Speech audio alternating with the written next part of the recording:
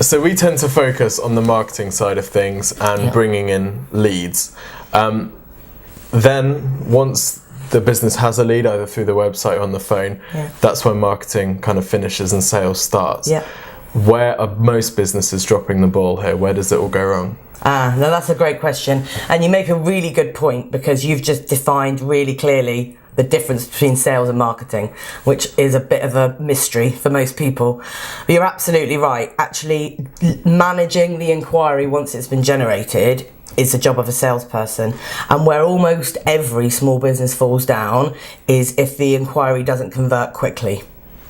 The inquiry comes in, they will typically deal with that once, perhaps twice, but very, very seldom any more than that. And what goes wrong is either they give up on the customer and they think, oh, well, they weren't committed to buying from me. I've spoken to them twice. They're not interested. I don't want to push anymore. When what they're misunderstanding is actually that customer just has a longer decision-making process. They've got more they want to evaluate. There's more detail that they need, and that business hasn't provided that detail, so they've lost out on a customer.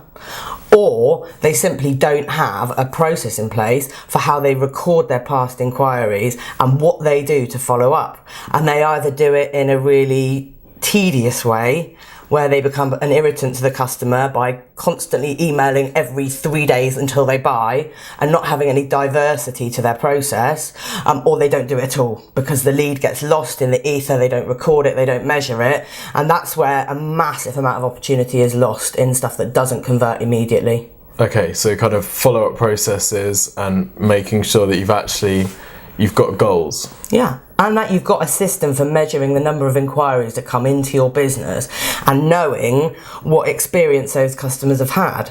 So they've made the initial inquiry, you've spoken with them by telephone, you've sent them an email. What happens to them next month? What happens to them in 3 months' time? What happens to them in 6 months' time? Because you need to remain top of that customer's mind until they're ready to make their buying decision.